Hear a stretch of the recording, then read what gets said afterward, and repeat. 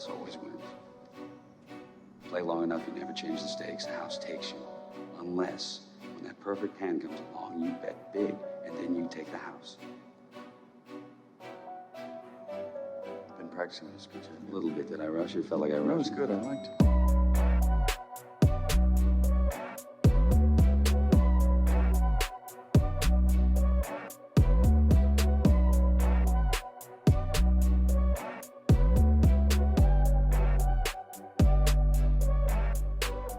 What's up, everybody, and welcome back to the Big Easy Bets podcast. I'm your host, Logan, and with me in the studio, Nick Von Brick. We're back. With us on the ones and twos, Joseph Ascani. What it do? This is episode 159, and ladies and gentlemen, we have made it. College football week 0 is here. We finally have gotten through the dark months. We have college football to break down. We're giving you our best bets of the week, the whole 9 yards.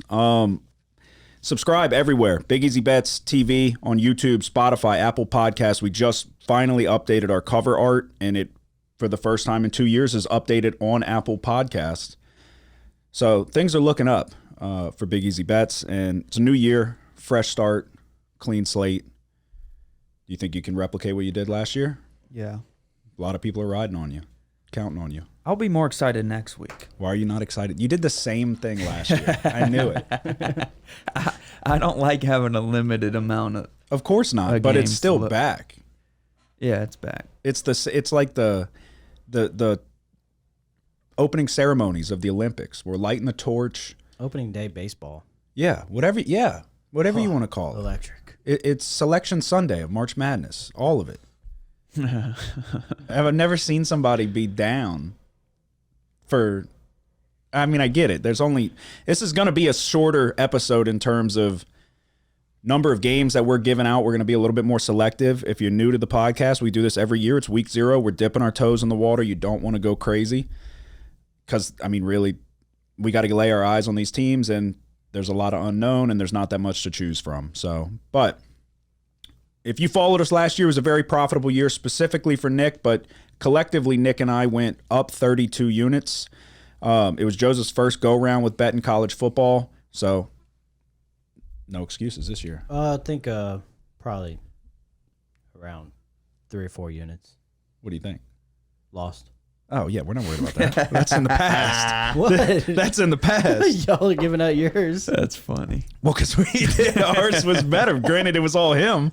We're not talking about the negative past. We're talking about the positive past. No, it's going to be a good year. I have high hopes. Every year I say it, I pay more and more attention to what goes on in the changing college football landscape. I can only speak for myself. I'm sure they have as well. But I try to definitely keep tabs on who goes where, transfers, coaching changes, the whole 9 yards. So I'm feeling good. I'm feeling positive. I was feeling great until I saw some of the line movement today, but we'll get to that here in a second. So we'll touch on a couple things, and then we'll dive into the games. We had our fantasy draft over the weekend. How do you feel? You have the highest projections. You saw that? Yeah, I think you have the lowest. I'm tied for no. Bam has the lowest, and Bam has the lowest. me and Yes, Jordan are tied. Bam's team is trash. I didn't. Mine's trash too. I didn't like your team when I was putting it in. Really? I told Bam. I'm just looking at unbiased. There was a couple different teams that I was like, I don't really like. But it's I didn't. kind of a reach with Fields and Moore. You're just relying on. Yeah, you're relying Pretty on. much. So I went all in on the rookies: Bijan, Jahmyr Gibbs. Got Jordan Addison on the squad. We'll see what happens. I think I'm boom or bust. Yeah, I don't like my team. I'm just fucking scared to lose, honestly. I got McLaurin with turf toe. Mm-hmm. McLaurin? I thought Yeah. Last night? Did they? Yeah, he's got turf toe. Originally, people were thinking it was a high ankle sprain. Oh, well, my team's great. Um, Dotson's my flex. So yeah, we've always done, with the exception of the last 2 years, we've always done a last place punishment for our fantasy league. We're bringing it back this year. Waivers have been signed. If you come in last place, you're going to be starring in a music video that we produce and that we pick out your wardrobe and the song that you're going to be singing. So you don't want to come in last place, but it's going to be entertaining. Can we bring back the Waffle House Challenge or something? No, we can't because it was Really? never even here because Tyler and Nick's team came in dead last and then What's didn't yours? fucking. That's right, Tyler and Nick's team. Yeah, they didn't follow through He with was it. in there when Tyler was doing stuff. He was making moves. Oh no, Nick made every move. He No, just I didn't didn't. make the last move that cost him the league. So it was against you. Yep. Oh, I love it. All right, Saints preseason week 2. That game is in the books. None of the starters really played. They were in a hurricane, although we have friends that are out in California. They said it wasn't bad. There was a earthquake that happened, so they were kind of getting dragged through the mud out there. But none of the starters really played, but Kendre Miller flashed. That wheel route was fantastic. Yeah, it was a nice catch. Beautiful ball, too. Let's tip our cap to Jameis. He throws some fucking questionable throws, but he can, when he spins the ball, dude, he throws a perfect ball. Yeah. At times. Sometimes it's to the other team, but it's got a perfect spiral. So, I mean, Kendre Miller looked good. Peyton Turner looked good. Who else? Who else was flashing? Jalen Smith Yeah. looked good. I'm interested to see. Jimmy Graham Hainer had a seizure, apparently, and started wandering the streets with a seizure and then was resisting arrest. So, no idea what's going to happen with Jimmy Graham. We were happy to get him back. He's coming back Wednesday. I saw he was still undergoing medical examination. They don't know when he's going to come back to play football. That's what I saw. It said he's returning Wednesday or something. Maybe to the facilities, but I don't know. Yeah. Hopefully back to practice, and Yeah. and we'll see what he can do. But I like Juwan Johnson. Jawan Johnson's going to be very good. Jawan Johnson's going to be our starting tight end. That's what we were talking about. We have a crowded tight end room, so I'm interested to see what happens. It looked like that basically answered itself. But I mean, do you think we get rid of Jimmy? I don't know. I mean, what's your gut say? The guy had a seizure and got arrested out in public. Yeah. Probably. Yeah. I think he's coming back here to retire. Well, he might be retiring now. Oh, he'll be retired as a Saint. Yes, but we're focused on putting points on the board this year. I'm not really relying on him at all. No, of course not. No, but he could so. still be a red zone threat, and he could. I mean, I don't know. Wishful thinking. It was a cool gesture, but always alarming whenever he is apparently resisting arrest and having a seizure out in the streets of L.A. They should have just never went to L.A., knowing that there was a hurricane going. The Sugar Show is here. Sean O'Malley wins the belt. New bantamweight champion of the UFC. Knocks out Aljamain Sterling in the second round. You said that you could see it happening. It was a perfect right hand. Did you see it? I saw the highlight. It was impressive. Aljamain really didn't try to take him down. So that was his fault. And then it looked like he was he was throwing his right hand and maybe then going for a level change, and O'Malley just perfect shot. Nothing Sterling could do. They had the perfect camera angle where you see his eyes like, oh shit. Like he knew he fucked up. Lights were going out. People were complaining about an early stoppage. I didn't think it was an early stoppage. He was doing a lot of damage, and I thought they were going to stop it, and then he didn't, and then he caught him with one that his head bounced off the canvas. I was like, oh, Jesus Christ. And then he tries to roll over. I had no issue with Mark Goddard stepping in and stopping the fight there. Is Sean O'Malley the new face of the UFC? It's got to be on the current Mount Rushmore, right? Yeah, I think he's a big time money maker. Who would you say are the top four faces of the sport? Would McGregor still be up there? Yeah. I'd say no, for me. I mean, when he comes back, Oh, of course, no, yeah. That'd be the top watch. But if he comes back and it's turning into such a like, what are we doing type of thing. I understand he broke his leg. It's turning into like he's calling out everybody, and he's calling out Tony Ferguson today. And he's going to run the trilogy with Nate, and he's going to fight Michael Chandler, and he's going to run it back with Poirier. And it's like, can you fight anybody? Like, give him a Donald Cerrone, let him go in there, start somebody in 30 seconds, and we all go crazy. Yeah, no, when he comes back, it's crazy because he like hasn't been McGregor in quite a while, and is still the biggest draw. So right now, I would say Adesanya, obviously John Jones. I would put O'Malley up there just in terms of like box office draw and appeal, and what a fucking partnership from Dana White and the UFC to partner with the Nelk Boys and Happy Dad, and Sean O'Malley's super tight with them too. It's like it's a match made in heaven. And then I would say Volkanovski. That'd probably be my four. No Gaethje? No, not for me. For Mount Rushmore, I would say no. Everybody else that I just named is a champ, right? Mm-hmm. Yeah. Gaethje's. I like Gaethje a lot, and that was a great fight with Poirier. Who's got the lightweight belt right now? Why am I tripping? Islam. Right. And he's about to run it back with Volkanov. No. Who's Islam about to fight? Isn't he about to fight somebody? I don't know. I could be completely. I think Volkanovski wants that fight, but I don't know if it's gonna happen. I think Holloway fights this week. I think. And then Adesanya and Sean Strickland's coming up. The middleweight division's so fucked. Yeah. He's fighting Sean Strickland. Why? I understand Sean Strickland just won, but right before that, he got fucking starched by There's Pereira. nobody left That's what I'm over. saying. There's nobody there to compete. What do you do? Whitaker was that guy. Who'd Whitaker lose to? Whitaker just lost to Duplessis. Yeah, he Dricus got knocked Duplessis. out. Yeah, so they were supposed to fight him and Adesanya. But he's Something fought him happened with twice that. already, right? Or was it just once? Twice. Yeah. So, and Adesanya's won them both. And then, yeah, it's like, what direction do you go? He's beat everybody. He was supposed to fight Duplessis. But what happened with that? I don't know. Something about he wasn't agreeing to the date. And Oh, he didn't want to. Adesanya He didn't wasn't want to waiting. turn around and fight that quick. I guess not. It is pretty quick. Yeah. Like, I feel like we were just watching Duplessis and Whitaker, so it is a pretty quick turnaround. But yeah, I mean, he's beaten everybody. It was like a godsend for them when Pereira came in and actually beat Adesanya. It's like, oh my god, this will save us for another year of like huge box office fights. I don't know. I'm interested to see what happens, but that I thought it was one of the coolest things to see the way O'Malley reacted to the knockout. Like, I don't know if you saw it or not, but he like walks around the whole octagon just looking at the crowd. Like, you tell he's just taking in the moment.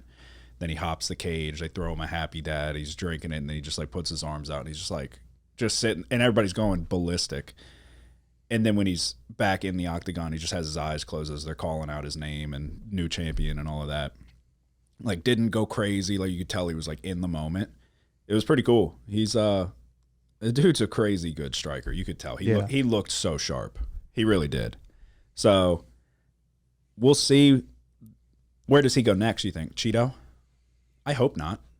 I mean, that's what it seems like, but I don't, just because Cheeto beat him, I don't think he just deserves the shot. I think there's other guys. yeah.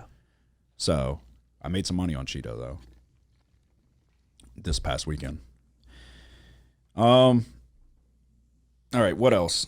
I found myself watching Little League baseball, and I love watching these kids fucking implode. I'm not even kidding. I was sitting there, I was watching with Lindsay, and this ginger kid, which I don't know if that's a slur or not these days, he walks the bases loaded. So he's already lost control. They should have pulled the poor kid and put him out of his misery. But I told Lindsay, I was like, watch this. I said, I guarantee you this chubby little shithead is not going to be able to find the strike zone. Could not. He hit a kid in the hand. He was like, he couldn't throw a strike to save his life. If his mother's life depended on it, he wasn't throwing that ball over the plate. And he's like, you could tell he's about to cry. I'm just thinking about like the Tom Hanks movie. Like, there's no crying in baseball. Yeah. Dude, if I was in the stands, they're so big on sportsmanship and all that there. And I get it. They're 10-year-old kids. But I would bury that kid. If your kid's on the other team, Oh, yeah. just start getting. I in would, his head. yeah, I would be like, this is his last game he'll ever play in his life. He's rattled. Yeah, yeah. He's about to cry, and I would just start screaming, cry, cry, cry. I would He start. would eventually start Oh, dude, tearing he up. would cry in a heartbeat. I'd get kicked out, but we'd be advancing to the It'd be next worth round. it because your kids just run ruled these kids. Yeah, we'd be going to the next round, and yeah, it was an implosion, and I love seeing the other kids getting pissed because they're supposed to be so big on like. Camaraderie. Yeah, and like, it's okay, and I just smoked the other kid in the head, but I'm gonna go like, I'm gonna cry, and then he's gonna come hug me, and everybody's okay. His teammates were in the outfield like, motherfucker, like, Go again with this same yeah, shit. I remember it was number 14. They're probably like, this, we should have took him out. We should have took him out. They're in there like yelling to each other and shit. I'm like, good. I want to see him be like, you fucking suck. Yeah. Like, Figure it out. Yeah, don't tell him it's okay. It's not gonna be okay. It was an elimination game. It's over. You're going home. It's entertainment for sure. I like those little league games. Yeah. I mean, Like, it was cool watching Louisiana a couple years ago. yeah, that was cool. But I'm watching them more to see these kids fucking go through a life moment and see. I can tell which kid is gonna grow up to be a little pansy, or is gonna learn to battle through adversity. So when you're up there and you can't, and you're throwing a 46-mile-an-hour fastball in the dirt, and your eyes are starting to well up.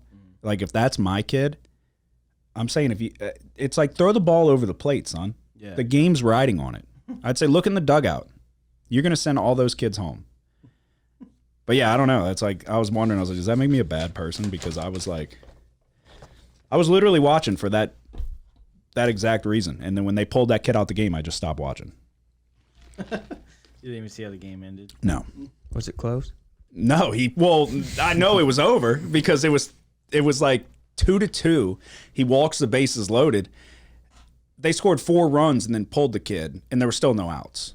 So, and then these umpires, these Little League umpires are on crack. Oh my gosh. One kid was going to third, and it was a ground ball to third. The third baseman goes to tag him. Like, he runs down the line a little bit towards second to go tag him. The kid just does like a loop around him and goes and dives into the bag, and they call him safe. I'm like, you definitely can't do that. Right. Can't just play keep away. Then there was a collision at home plate, and one kid didn't hardly get hit at all, but the other kid got messed up. So the other kid was crying, and then the kid who didn't get hit at all started crying too. Like, he's on the ground, like acting like he's hurt. Like, he had to look like he was hurt. But I was like, it was one of the more eventful Little League games I've ever seen, and I only watched like 2 innings. But yeah, I don't know. That was like the signal that the dark days are done. I don't have to watch this bullshit anymore because there's football coming back this weekend. So I don't care about the Little League World Series. I don't care about baseball. I don't care about anything else. Anything. I don't care about Team USA.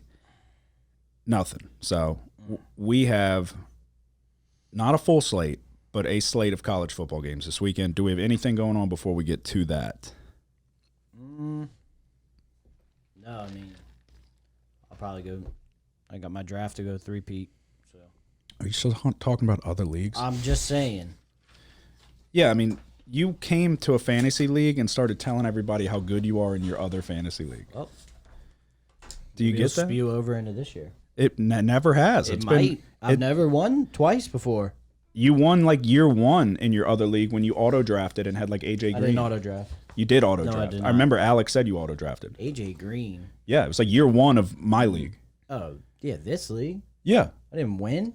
No, not my league. We were in my league. You were in a separate league, and it auto drafted for you, and you were doing well. Bro, come on, dude. We were like 21 years old. It was like 6 years ago. You were allowed to legally drink. Yeah, You couldn't pick your team. That was my first year, I'm just saying. and it was with a bunch of chumps. This one's actually competitive. You've been in this league for quite a while, 2 out of 3. and you've got 2 out of 3 last year. yeah. But it's like, is this the most important? Would you say? Oh, by far. And you come in second to last I every still time. wasn't happy last year with 2 out of 3. I'm just I saying. made a rack, and I still wasn't happy. Yeah, because this is the league that matters. Those other leagues, those Mickey Mouse leagues, those don't matter. Just saying, 2 out of 3. But yeah, you go, hey, everybody, happy draft day Well, to you want fucking fun facts. Yeah, to make everyone feel comfortable. And What do you want me to say? Oh, we're working on Artemis 2. He doesn't give a shit about that. I'm a quality inspector for NASA. that did remind me, though. Do you want to mention what happened? Here we go. I don't know. It's your call if you don't want to. It was a wild thing to happen. I've never seen anything like that. Actually, I didn't even see it, but I've never heard of anything like that ever in my life. And so in the moment, I asked you if you wanted to talk about it on the podcast. You said, yeah, sure. I'm not ashamed to talk about them. Just But now that the lights, I think it could be a felony. nah.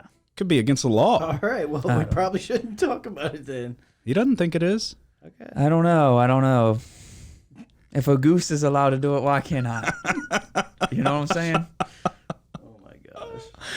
Oh man, no, I'm the only one who knows what you're saying. So I told you it's not my story to tell. Well, it is, I guess, but it's not my story to tell without permission. But we don't have to. All I can say is if you see me swimming in the lake, I'm not really swimming. It's still not gonna know. Oh man. All right, week 0 is here. I mean, we'll dive right into it. I have 2 plays. 2 plays currently. I'm interested to see what y'all think. One of them is my lock, so we'll get to that. Is anybody on the 1:30 game? Joseph Yes. is. You are? Yeah. Oh, I already know. Yeah. You're not? Yeah. Oh, you are? Yeah, how can you not be, man? It's in Ireland. Yes. And we were on this gonna be last electric. year. We were on the Ireland game last year. Pat Fitzgerald's final win for Northwestern. We were on the wrong side. Yeah. I was leaning strongly one way. I'm interested to see what you think.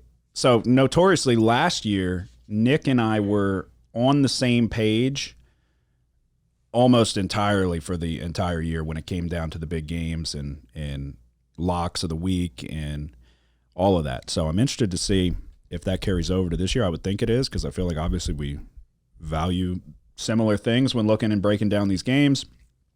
But go ahead. I'll let you lead it off.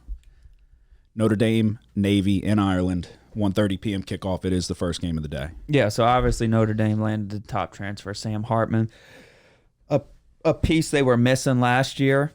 But I still think Notre Dame's going to be a run-first football team, returning their top rusher, Ardrick Estime, behind a good offensive line. But I think that's only going to help Hartman. You know, Notre Dame's offense staying ahead of the chains, making it third and manageable. Defensively, they weren't bad, although there was room for improvement. I think they will be improved this year, returning a lot of production. Navy has a new coach. It's going to be a new offense. It's kind of up in the air on what that's going to look like. So, basically, I'm going with the over here. I think Notre Dame's not going to have much of a problem scoring against Navy's defense last year. Navy's defense really wasn't good against the pass, especially explosive plays. And then, like I said, even though I expect Notre Dame's defense to be improved, I think Navy's offense, the unknowns there, could present a little bit of problems for Notre Dame, especially to start the game. I'm going to go over 50.5 points in here. Okay. All right, Joseph, I'll let you go. Y'all pretty much know what I'm on. I am on Notre Dame, minus 20.5. I know it's a big spread, but I like them by 3 scores here. Like Nick said, they got a new coach. He's replacing a 16-year tenure from a former head coach. I don't even know how to say his last name. Ken. It's the Hawaiian dude, right? Yeah, Numatalolo. Yeah. Maybe Samoan. Might be. Could be Filipino. I don't know. Either way, it's a tough task for him coming back into Ireland against Notre Dame. This was a close one last year, 35-32. Notre Dame pulled it out. They got up to a huge lead at halftime, 35-13, and they just collapsed. I was on Navy. Yeah. What was the spread in that one? Do you remember? Quite a bit. Yeah. They went on a 19-0 just shutout in the second half and made it close. They nearly won. I think they had the ball. Did they at the end? Yeah, they had a chance to win the They game. might have recovered an onside kick. Yeah, they had a chance to win the game. I remember for sure. The spread was not in question remotely. Yeah. I mean, it was looking horrible, and then it was like, okay, we're back in it, and then they had a legit chance to upset Notre Dame. Right. But, I mean, you make a good point, Nick. That, I mean, it's a new head coach. We don't know what they're going to look like. I still think they're going to lean heavy on the run. You know, that's pretty much what everybody thinks. Led by Daba Fofana, or Fofana, who he had a good game against Notre Dame last year. 15 carries, 133 yards, and a touchdown. But I think Marcus Freeman's going to have his guys ready. He's going to have them amped up. They got high expectations this year. I think they're going to live up to it better than they did last year. So, and y'all know I love Sam Hartman. So I just think they're going to show out, and they can win this game by 3 scores. Yeah. Yeah, out of respect, I'm not going to touch it. I would lean Navy if I'm being completely honest. That was the way I was leaning. I was interested to see if you were on Navy because I knew you were going to be on Notre Dame because of your Sam Hartman, your love for Sam Hartman. But I do think Notre Dame's going to be very good this year. I think there's a lot of. I mean, we've heard about Notre Dame and the safety play and their issues in the secondary. There's a lot of questions that have to be answered. It is a big spread. Like you said, you think Notre Dame's going to lean on the run. I do as well. Navy is Navy. It's going to be a new look Navy, I guess, but it's still going to be Navy. I mean, I know they're supposed to be changing up the offense, but are they drastically changing it? They're going away from like the triple I option. mean, that's what they're saying. I just don't believe it. I mean, in years past, like when you get a service academy favored by 20 points or more, a lot of times people start looking to bet to take 20 or more. You said with the service you said academy. favor. You mean Yeah. a dog? Yeah. Yeah. No, I it's a lot of points, dude. And I think But it's like, I don't know, if their approach is still going to be clock management, grind it out type of a yeah. offense, or if it's going to be something totally different. And that's why I'm kind of staying away from it because, I mean, your reasoning makes sense. You think Notre Dame's going to be able to put up points. You're going to need just 2 touchdowns out of Navy? Yeah. And yeah, so there's question marks for me that I'm going to avoid. I do like Sam Hartman a lot. Joseph and I have both said that we think Notre Dame is going to be good this year. The defense is good, but there's question marks on the back end. But it's like, what Navy team are you getting? So I think the linebackers are probably going to be suitable enough to stop the triple option enough. If that's what Navy's even doing. So it's too many question marks for me. I'm staying away from it. How many total do you have? Y'all both have given 1. 2. You have 2 total? What about you? 2? Okay. I'm going to go to my 1 that's not my lock. Last game. Are you on it? FIU, Louisiana Tech. No. I'm taking Louisiana Tech. I got a -10. I'm on their over win total. Hank Bachmeier's there. Squirrel Williams from Baylor is there. It's a completely new look Louisiana Tech offense. FIU's really bad. That's what it boils down to for me.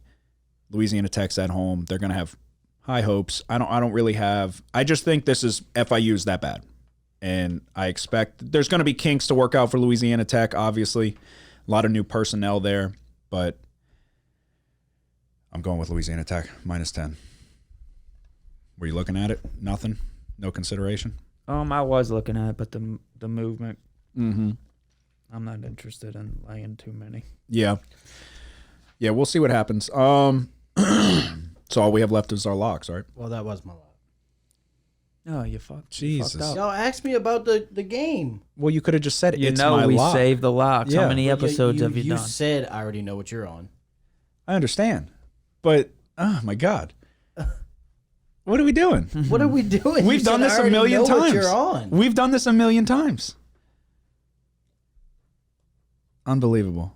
Okay, well, what's your not lock then? Do we give it right now? Yeah, because we're about to go to the locks. I'll tell you what. I'll make this one my lock. Okay, that's fine. We do have a new, a semi-new, because it's going to only be for 1 week and then it's going to be updated. But we have a new lock intro thanks to Kyle. So yeah, I mean, I was looking at a couple other ones. I'm interested to see what your other one is. I was looking at a few, and I just couldn't pull the trigger. I don't want to get too crazy to start and kind of put myself in a hole because I'm reaching on games that I don't really know too much about. But do you have one that you were like considering but didn't pull the trigger on? Yeah. Other than, I know you said Louisiana Tech, but Yeah, for my lock, I was going to go Ohio plus 3.5 or 4 points, but that spread is shrinking. yes, It's think down I to saw it. 2 or 2.5. I see. 2.5. I see 2.5. So under a field goal, I'm Yeah. just going to leave it alone. Okay.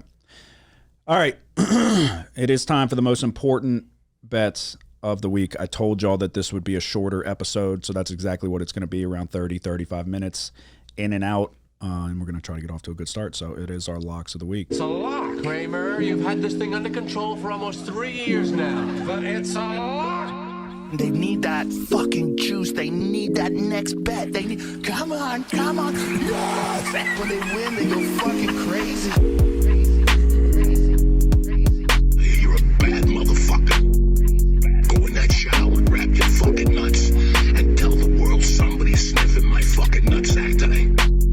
Cause I ain't got time to fuck around no more. All right, I'm going to New Mexico State versus UMass. This line has shrunk tremendously. It opened at around 10. It is now down to 6.5 in favor of New Mexico State. This is a game time. This is a pre-game broadcast breaking news type of situation for me. But I'm going New Mexico State minus 6.5. Jerry Kill's going into his second year. The guy can coach, as he proved in Minnesota. Health issues are the only reason that he's not still there. New Mexico State returns 3 starters on the offensive line, and they bring in right tackle Jacob Golden from Boise State. On top of the offensive line, they return all 4 leading rushers, which is huge for a Jerry Kill offense that wants to ground and pound and beat you up in the trenches. They also return 4 of their top 5 wide receivers. And best of all, the guy who willed them to their bowl victory last year, Diego Pavia, is back. He beat out Texas A&M transfer Eli Stowers to retain the starting job. UMass is one of the worst teams in the country. They were 1-11 last year. They had 4 passing touchdowns on the season, 4 total, 14 interceptions. Think about that. I understand. So they bring in a transfer from, I can't even pronounce his name to you. I don't care. He was recruited by Clemson. He went to Georgia Tech. Now he's in UMass. So if he was worth a shit, he wouldn't be in UMass currently. I'm going New Mexico State minus 6.5 is my lock of the week. I placed this quite a while ago. The line shrunk even more. I went back. I double dipped. We'll see what happens here. I think that New Mexico State is just a better team than UMass. I really do. UMass is going to they're going to want to lean on their defense. There's obviously question marks there's questions that need to be answered with the starting quarterback. But I know what I'm getting with Diego Pavia, somebody that can move the chains on third down with his legs, and a good rushing attack, a team that's going to beat UMass up in the trenches. I think New Mexico State's offensive line will be able to manhandle UMass's defensive line. So give me New Mexico State minus 6.5 as the first lock of the entire year. What do you got? I'm going to San Jose State, playing at number 6 USC. The spread's 30.5 points. The over/under 66.5. Caleb Williams is coming back, the best player in the country. They lose Jordan Addison, but they still have plenty of talent at the wide receiver position. UFC had problems defensively, although they were able to create some turnovers and get pressure on the quarterback. Overall, though, I think the defense, it's going to be improved this year. For SC? Yeah. And I'm not sure how much success Cordero, he's the quarterback for San Jose State again. I'm not sure how much success he's going to have if USC is able to get pressure on him. So I think USC kind of comes out. Obviously, their expectations are high. They're ranked 6. They didn't really end the season how they wanted to. They were in the college football playoff picture towards the end of the year. Lost to Utah, then they lost the bowl game to Tulane. Incredible. I think USC comes out fired up on both sides of the ball, sets a tone early. I think the talent gap here is too wide. I'm going to lay 18.5 in the first half, take USC. Wow, a little curveball there. I thought you were going 31. Okay. All right, Joseph, what's your lock of the week? Or what's your... No, we'll make him a lock. You sure? The stars are lining up. Okay, go ahead. And it's a passion play. Okay. 2 passion plays. We can assume we know which one I'm talking about here. We're going to go with the Hawaii Rainbow Warriors plus 17 against Vanderbilt. And I made this mistake last year. So we'll see if it's a mistake again or not this year. They got fucking slaughtered last year, 63-10 on their own home turf. But this year they're playing for the Fires. They're playing for Maui. So you're with Hawaii. Oh, yeah, I'm with Hawaii. Plus 17 at minus 105. I see 17.5 if you want the extra. I'll take it. I saw 17 this morning, so it must be moving. These are 2 really bad teams. Vanderbilt at the bottom of the SEC. Mm-hmm. They have not been able to cover 7 of their last 10 games as a double-digit favorite. I know the teams change. Yeah. But still, you got to look at the trends, and they outright lost 2 of the last 5 as double-digit favorites. I'm not taking too much into account on what happened last year in that slaughtering. These are 2 similar teams statistic-wise. Vanderbilt, 123rd total defense last year and 89th in scoring offense. They're a little bit better than Hawaii. Hawaii was 117th total defense and 115th scoring last year. It's not as lopsided as it may seem. I think this is a sketchy double-digit line here, and I think the Rainbow Warriors can cover and keep this a 2-score game. Okay. What do you think about that? Because I was looking at this. There is actually some money on Hawaii. but you could just be making the same mistake you made to start last year. Yeah. Yeah, I don't know. I mean- don't have a strong opinion on it. Yeah, and I mean Shager, I think that's how you say his name, the quarterback for Hawaii. Uh-huh. I hope he's improving this year because he wasn't really good at all last year. 13 touchdowns, 10 interceptions. Like I said, this is a passion play. Tommy Chang's gonna have him out there fired up. And, Well, when you said he said it's a passion play, I think we all know where. I had no idea where you were going. I did not know well, you it's were. what's going on in Maui right now. It's like shit. I didn't know you were passionate about that. No, they'll be passionate about that. Well, you said it's a passion play for you. Well, now it's even more of a passion play. Yeah. The stars are lining up. This is my lock now. No, We're I all mean, in. Hawaii needs this bad. Really bad. They need this bad. There's a lot of people out there with no homes. They probably lost a couple, family members, God forbid. They need to see the Rainbow Warriors beat Vanderbilt just to keep them going. They just need him to see him keep it a 2-score game. That's all they need. All right. Like I said, this would be a short episode, but it feels good because we are back. I'm going to recap mine real quick. We'll go around the table. It's the last game of the night, so we're going to have to work for it. Louisiana Tech -10. My lock of the week, New Mexico State. Jerry killing the boys. He might have a seizure, but all we got to do is win by 7, 6.5 points, New Mexico State. Okay, I'm going Navy Notre Dame over 50.5. And for my lock of the week, it's going to be USC first half -18.5. Okay.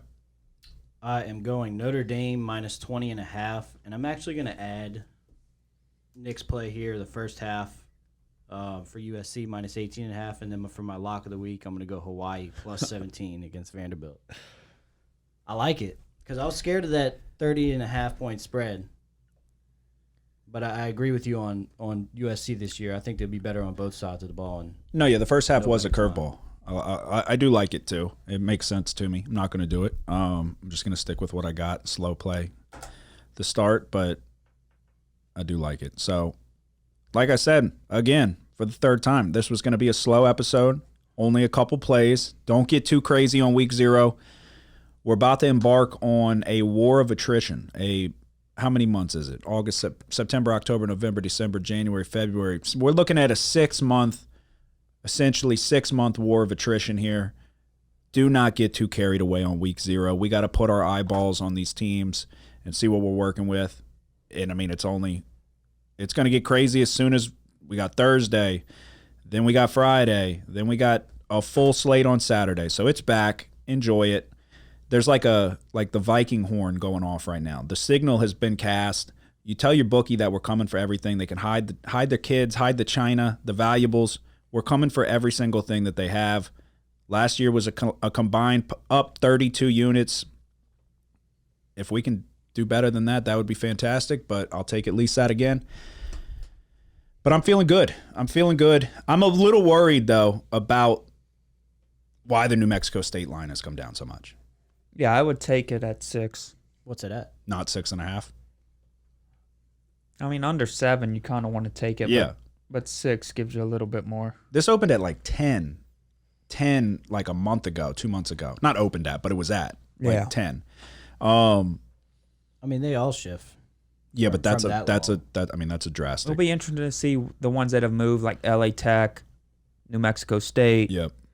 Ohio, if there's some buyback and those lines move a little bit. I think we Back probably towards- I'll be shocked. I'll be shocked if the New Mexico State. That's why I jumped on it, dude. If it doesn't go back to a touchdown plus, if it keeps going, I'll be surprised because this is a better team. New Mexico State, granted that it was a funky way for them to get into a bowl game, but they won the bowl game too. So Jerry Kill in his first season with New Mexico State hopped right into winning football games. UMass was fucking horrible. How good can this quarterback be? I understand he's a dual threat guy, but we have the best dual threat guy in the country in Diego Pavia. So I don't know. What did it come down to? It's at 6.5 currently. Oh, okay. I thought you said it went down further than that. No, that's It why. was at 10.5. It came. Yeah, it's been plummeting. So Yeah. I'm just waiting for, Diego Pavia has COVID. Like, and then I'm going to be fucking furious. Yeah, they so, said that's coming back. yeah, I know. What the fuck? I'm not. Yeah. Why are you sitting like? No, we're never going back. We're where we need to be. Football's back. I ain't worried. And that's a perfect example right there. They want you to. COVID's coming back. Yeah. Hawaii's burning to the ground. There's fire, Hurricanes tornado. Yeah, there's hurricanes in California. We're in the hottest summer in the history of the planet. Canada has fire tornadoes. But none of that fucking matters because football is back. It's week 0, the most meaningless week of football unless you bet on the sport. And we're not worried about any of the fire and brimstone going on in the rest of the world. I'm worried about New Mexico State winning by a touchdown plus. Yeah, we have 6 different bets, so that's the good thing. Somebody's cashing a ticket. Yeah. And if they don't, God help us. But all right, that's all I got. Episode 159. We'll be back for 160. You got anything to say before we go? Adios. You got anything to say before we go? Let's get to it. I'm excited. I told y'all, man, football is back. If any bookies are out there listening, this is your final warning. Hide the valuables because we're coming for everything. Who dat? The house always wins. Play long enough, you never change the stakes. The house takes you. Unless, when that perfect hand comes along, you bet big, and then you take the house. I've been practicing this pitch a little bit. Did I rush it? Felt like I rushed. That was good. I liked it.